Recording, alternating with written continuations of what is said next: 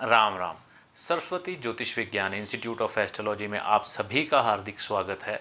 अगर आप इस चैनल पर नए हैं तो इसे सब्सक्राइब करें, वीडियो अच्छा लगे तो लाइक व शेयर करें। जैसा कि ज्योतिष के क्षेत्र में सरस्वती ज्योतिष विज्ञान मानव कल्याण के उद्देश्य को मुख्य रखते हुए कुछ ना कुछ महत्वपूर्ण जानकारियाँ आपके लिए लाता ही रहता है। आज ऐसी ही एक जानकारी के बारे में मैं आपसे बात करने जा रहा हूँ। आमतौर पर लोग जब हमारे पास आते हैं पत्रिका दिखाने के लिए, हमारे पास ऐसे टेमों का काफ़ी संग्रह है जो कहते हैं कि हमारे परिवार में तरक्की रुक गई। तरक्की तो रुकी ही रुकी, इसके साथ हमारे घर के मर्द बेकार हो गए। यानी कि वह किसी भी कार्य को करना चाहें या करने की कोशिश करें तो वह उस कार्य में सफल नहीं हो पाते या किसी कार्य को शुरू करके उसका अंजाम तक उसको नहीं पहुंचा पाते।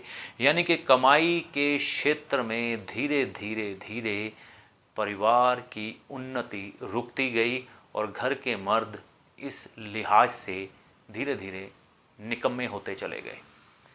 तो ये वह प्रश्न है जिसका उत्तर हमें कभी नहीं मिल पाता। कभी नहीं मिल पाता का अर्थ ये है कि किसी भी धार्मिक स्थान पर, किसी भी धार्मिक ग्रंथ में या हमारे वेदों में, पुराणों में इन चीज़ों का उत्तर नहीं लिखा कि ऐसा हमारे साथ क्यों हुआ। आम तौर पर एक ही रटी रटाई बात बोली जाती है, ये तो आपके कर्मों का लेखा जोखा है, पुराने कर्मों का हिसाब है जो इस जन्म में हो गया। पता नहीं आपसे या हमसे कौन से बुरे कर्म हो गए जिसकी सज़ा हमें इस तरह मिली कि घर की उन्नति ख़त्म हो गई और मर्द निठल्ले निकम्मे होकर पलंग तोड़ रहे हैं। तो इसका उत्तर हमें ढूंढने पर भी नहीं मिलता। फिर इंसान की वो अनंत यात्रा शुरू होती है अपने प्रश्नों के उत्तर को पाने के लिए। कभी एक दर पे, कभी दूसरे दर पे, कभी तीसरे दर पे धर्म को भी बदलता चला गया। कभी इस दरवाजे पे माथा टेका, कभी उस दरवाजे पे माथा टेका, कभी तीसरे दरवाजे पे माथा टेका, लेकिन कभी भी कहीं से भी इस प्रश्न का उत्तर नहीं मिल गया। उल्टा घर के मर्द और निकम्मे होते चले गए। तो इन बातों का उत्तर देने के लिए दुनिया में सिर्फ और सिर्फ एक ही ऐसी किताब या ग्रंथ है जो आपको उत्तर दे सकता है आपके इस प्रश्न का, और उत्तर देने के साथ साथ उस चीज़ को ठीक करके आपके घर में उन्नति और बरकत भी लाने की शक्ति रखता है, जिसका नाम है ज्योतिष शास्त्र।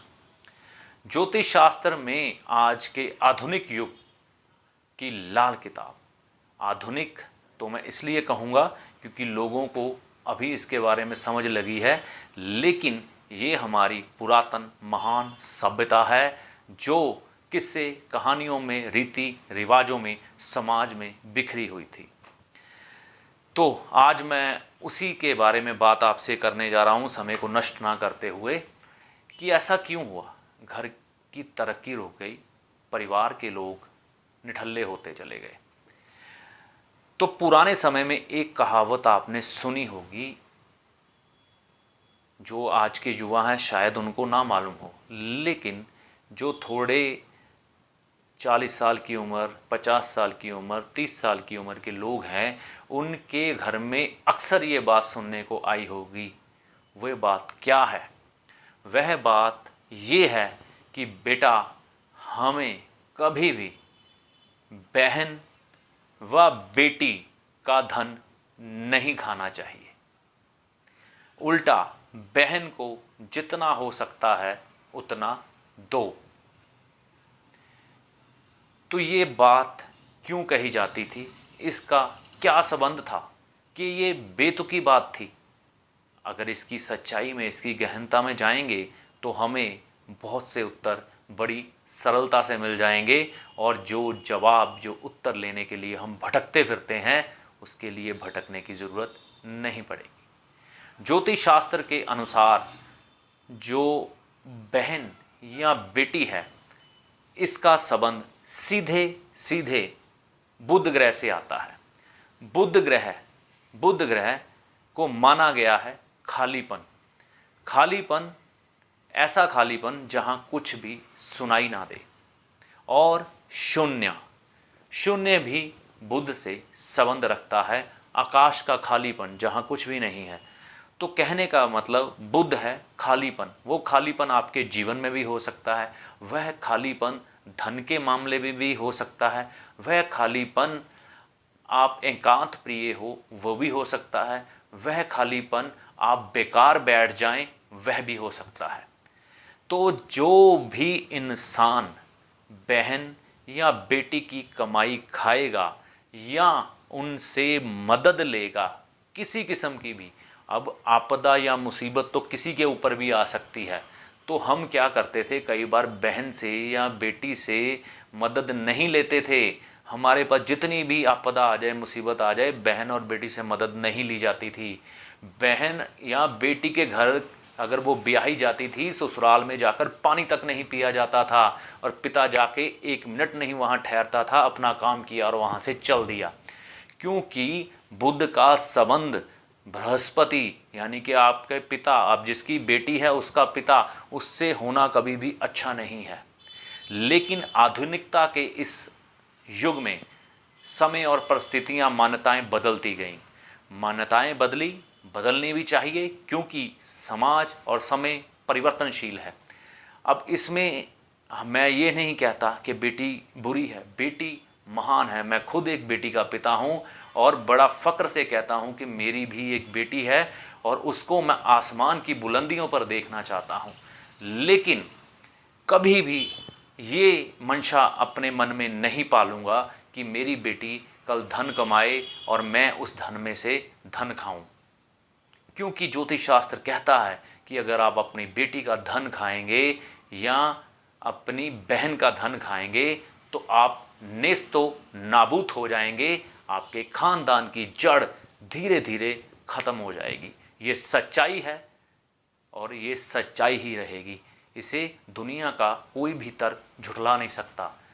क्योंकि मेरे गुरुजी, शत शत प्रणाम है उनको, वह कहते हैं कि जो पुत्र संतान होती है वह सदा अपना कर्ज उतारने आती है अपने माता पिता की सेवा करके, और जो पुत्री संतान होती है वह अपना कर्ज लेने आती है माता पिता से। तो उनका ये सिद्धांत है, मेरे गुरुजी ने जो बताया, कि बेटी को हमेशा देना चाहिए और पुत्र से हमेशा लेना चाहिए।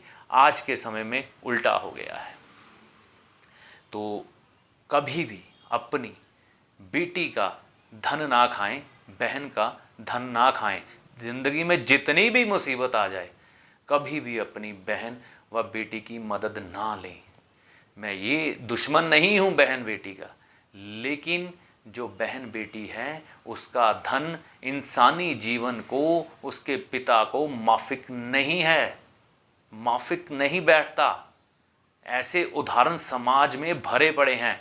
मेरे पास ऐसे टीमों का ढेर लगा है जिनकी बेटियां 15-15, 20-20 लाख रुपया कमाती हैं, हर साल का पैकेज लेती हैं, करोड़ों रुपए में पैकेज लेती हैं, लेकिन उनके माता पिता उनकी शादी नहीं कर रहे, क्योंकि अगर बेटी ब्याही गई तो हमारा खर्च कौन उठाएगा। खुद माता पिता भाई निठल्ले हो गए। आप काम नहीं करते, बेटी कमाती है क्योंकि वो उच्च मुकाम पर पहुंच चुकी है, धनवान है, धन खूब कमाती है, और माता पिता उसके बैठ के उसका धन खाते हैं। तो उन परिवारों में दरिद्रता आ चुकी है, एक दूसरे से प्रेम नहीं, घर के मर्द निकम्मे हैं, भाई कुछ कर नहीं पा रहा। तो ये हालात होते हैं उनके। और तरक्की और बरकत की तो बात ही भूल जाइए। उस घर में ये सब चीज़ें नहीं आ सकती जिस घर में बेटी का या बहन का धन खाया जाता है। तो ऐसे लोग लालची हो चुके हैं कई बार। लेकिन हमारे सिद्धांतों को, जो हमारी मान्यताएं, संस्कार है, वह कहती है बेटी का धन नहीं खाना, बेटी को दो, बेटी के धन पे कभी लालच मत रखो। अब ज्योतिष का वो योग जो कहता है, पहले तो आपको मैंने बात ऐसे ही बता दी जो हमारे ऋषि मुनियों ने मान्यता चलाई थी, क्योंकि उनके पास इन चीज़ों के तजुर्बे थे।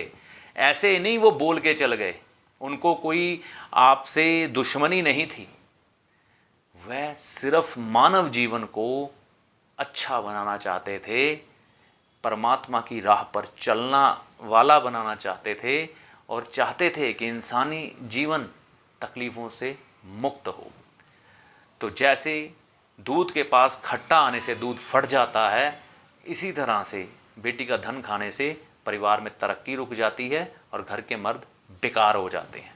अब वो ज्योतिष का योग जो लाल किताब कहती है कि ये देखिए, लाल किताब कहती है चंद्र और बृहस्पति ये दोनों की युति अगर खाना नंबर 9 में हो तो बेटी का धन बिल्कुल ना खाएं। तो इसको गजकेसरी योग भी कहा जाता है। तो गजकेसरी योग वालों को बेड़ा गर्क हो जाता है अगर बेटी का धन खाएं। तो ऐसा कुंडली में अगर आपकी योग है खाना नंबर 9 में, तो आप तो खास तौर पर सचेत रहें। मैं साधारण तौर पर एक बात कहता हूँ, ये योग कुंडली में कहीं भी लिखा हो, ये अक्षर यहाँ पे लिखे हो, यहाँ पे लिखे हो, यहाँ पे कहीं पे भी लिखे हो कुंडली में, बेटी का धन नहीं खाना, नहीं तो बहन का धन नहीं खाना, नहीं तो परिवार में बहुत बुरे हालात देखने को मिलेंगे। क्योंकि सरस्वती ज्योतिष विज्ञान का एक प्रण है, क्योंकि मैं ये सोचता हूँ हम उन ऋषि मुनियों की संतान हैं जिन्होंने मानव जीवन के कल्याण के लिए हमेशा ही कार्य किया, वह भी निस्वार्थ भाव से। तो उनकी चीज़ें ही लाकर मैं आपके सामने आज दोबारा रख रहा हूँ। समाज बहुत गुमराह हो चुका है, हर किसी को अपनी पड़ी है, लेकिन मानव जीवन पर कार्य कोई नहीं कर रहा। तो इसी मंशा को अपने मन में रखते हुए मैंने आज ये वीडियो बनाया। अगर आपको वीडियो अच्छा लगा तो इसे लाइक व शेयर कर दीजिएगा, नहीं तो किसी के साथ अगर ऐसी घटना घट रही है तो उसको आगाह ज़रूर करिएगा। ये मेरे शब्द नहीं हैं, ये ऋषि मुनियों की उस ब्रह्म की वाणी है जो मैंने आज आपके सामने रखी। मैंने सिर्फ रिसर्च की है, सर्च उसने पहले ही की हुई है। तो ये वीडियो आपको कैसा लगा नीचे कमेंट कर अपनी राय ज़रूर दें। वीडियो अच्छा लगा तो लाइक व शेयर करें ताकि ज्योतिष के प्रेमियों तक इस वीडियो की जानकारी ज़रूर पहुँचे और मानव जीवन का कल्याण हो सके। राम जी आपकी भली करें, गुरु की कृपा आप पर बनी रहे। जय माता दी।